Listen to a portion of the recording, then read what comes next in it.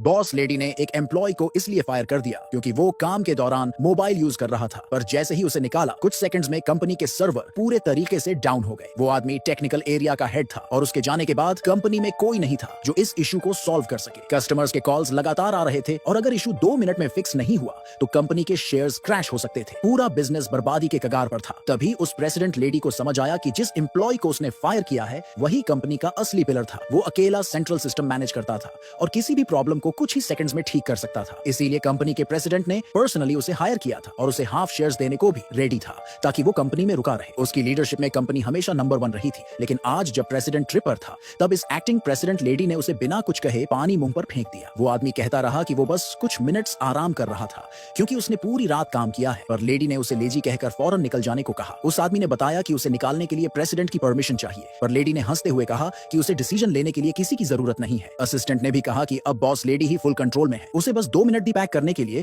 वरना सिक्योरिटी उसे निकाल देगी। लेडी के रुख को देखते हुए वो चुपचाप अपना सामान पैक करने लगा। एक जूनियर एम्प्लॉय ने उसके साथ जाने की कोशिश की, पर उस आदमी ने उसे समझाया कि अपनी 80 साल की माँ और बच्चों के बारे में सोचो। इसीलिए वो जूनियर रुक गया, पर रोते हुए उस आदमी से रिक्वेस्ट करने लगा कि बिना आपके सिस्टम्स को कोई नहीं ठीक कर सकता। लेकिन प्रेसिडेंट लेडी इस पर अड़ी रही कि वो बस एक लेजी बॉस है जिसके पास कोई स्किल्स नहीं है, और उसे जल्दी से बाहर निकल जाने को कहा। ये सोचे बिना कि जैसे ही वो आदमी कंपनी से निकला पूरा सिस्टम एकदम से क्रैश हो गया। टेक्नीशियन भागते हुए रिपोर्ट करने आए और लेडी ने बस कहा कि जल्दी से ठीक करो। तब एक टेक्नीशियन ने कहा कि वो सिस्टम उसी आदमी ने बनाया था और सिर्फ वही उसे समझ सकता था। ये सुनकर प्रेसिडेंट लेडी गुस्से में आ गई और कहने लगी कि जरूर उस आदमी ने कुछ सैबोटाज किया है। फिर उसे अपने डैड की वो बात याद आई कि कंपनी में एक एम्प्लॉय है जिसे कभी फायर नहीं करना चाहिए, और उसे शक हुआ कि वही था। उसी टाइम एम्प्लॉयज रिपोर्ट करने लगे कि कस्टमर कॉल से लाइंस जैम हो रही हैं और अगर इशू जल्दी सॉल्व नहीं हुआ तो शेयर्स गिर जाएंगे और कंपनी बर्बाद हो सकती है। ये सुनते ही प्रेसिडेंट लेडी डर गई और तुरंत एक एक्सपर्ट से हेल्प मांगने लगी, पर उसे पता नहीं था कि जिस एक्सपर्ट को वो बुला रही है वही था जिसे कुछ मिनट पहले उसने निकाल दिया था। वो आदमी बिल्डिंग से बाहर ही जा रहा था कि उसे प्रेसिडेंट लेडी का मैसेज मिला। मैसेज में लिखा था कि इशू पर्सनली एक्सप्लेन करो और लॉबी में मिलो। लेडी ने मैसेज देखा तो उसे नाम कुछ जाना पहचाना लगा, पर इग्नोर करके वो लॉबी में उतर आई। वहां उसे वही आदमी मिलता है